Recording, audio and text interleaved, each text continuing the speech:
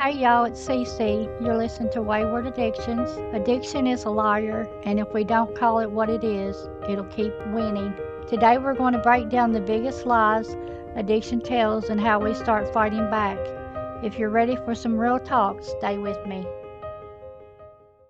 Addiction doesn't just steal the person you love, it steals your peace, it steals your hope, and sometimes it even steals your truth. When you love someone fighting addiction, you start believing things that sound like hope, but feel a lot like heartbreak. Today I'm sharing lies addiction told me and the truths I had to fight to find. The first lie was the sweetest, the one that wrapped itself around my heart and whispered, "You can save them. If I just love them enough, they'll stop." And so I loved harder. I loved like it was a job. I loved like it was a full-time war. I stayed up late, heart pounding, phone clutched in my hand, waiting for a text that never came.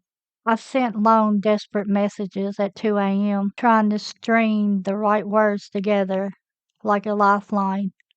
"Please come home. We miss you. You can beat this." I showed up in courtrooms where their name echoed off the walls like a bad dream. I sat in plastic chairs, staring at polished floors, hoping the judge would see the real them, the one I knew, the one addiction had buried. I prayed until my knees were bruised, not just from the floor, but from the weight I was carrying, begging God to fix it, begging them to choose life, begging myself not to lose hope.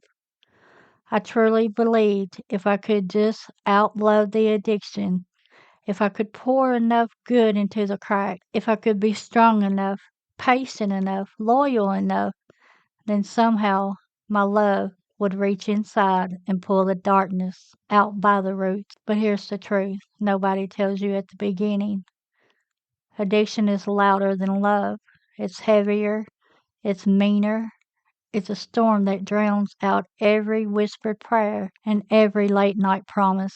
Addiction is a disease, not a bad choice, not a personal betrayal, not something you can smother with casseroles, second chances, and unconditional hugs. My love could lift them up for a minute, but it could never heal the war that was inside them.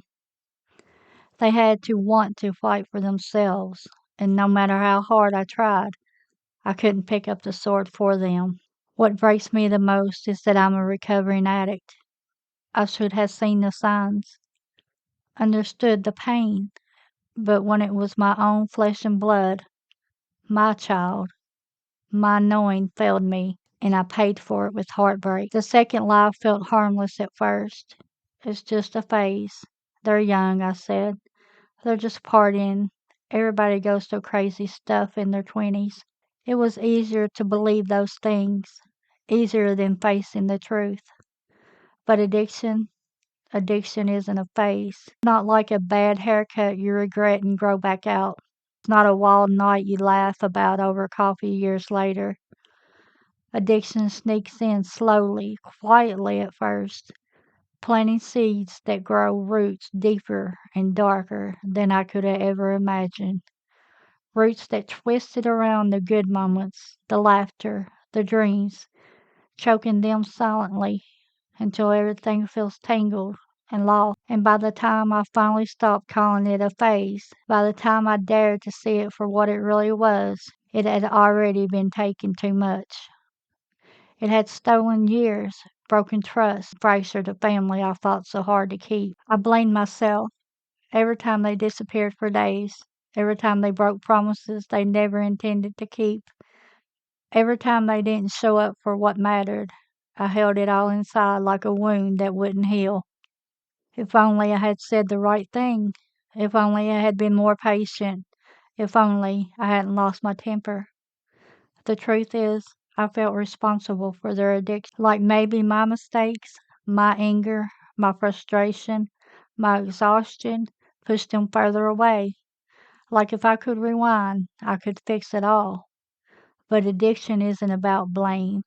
It's not about what you did or you didn't do. Addiction is a disease that pulls people in no matter how hard you try to hold on.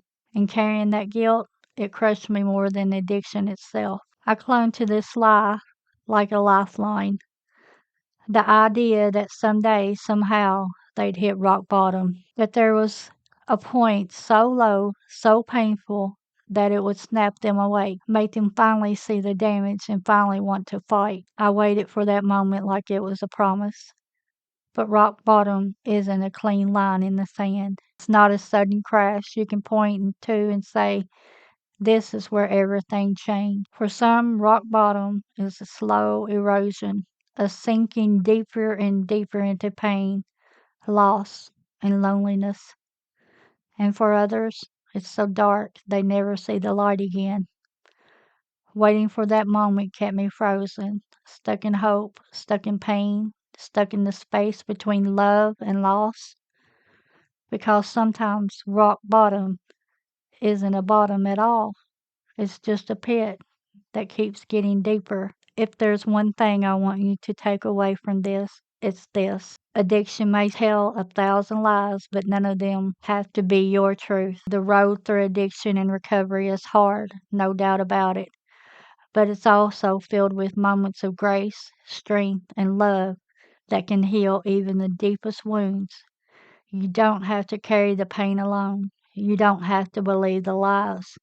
Healing starts the moment you choose to see the truth, and the truth is this: recovery is possible. For you, for your loved one, for the family you're fighting so hard to protect. So keep holding on, keep loving, and keep fighting. Because the story doesn't end in darkness. There's always a dawn waiting to break. Before we wrap up today's episode, I want to leave you with something important, some real practical steps you can take if you're struggling to understand addiction in your family. I know firsthand how confusing and overwhelming it can feel. But the more you learn about addiction, how it works, why it's so powerful, the better you can support your loved one and yourself. So here's what I suggest. Start small. Maybe pick up a book that's helped others, like Beautiful Boy by David Sheff, or listen to podcasts that share real stories and expert advice, like this one, or The Bubble Hour. And don't underestimate the power of community. Support groups like Al Anon or Nar-Anon can be game changers, giving you a piece to be heard and learn from people who get it. If you're ready to take another step, look for peer support specialists or family education programs near you. People and places that can guide you through this journey. I'll include some links and resources in the show notes so you can find all of these easily. Remember, every bit of knowledge is a step towards healing.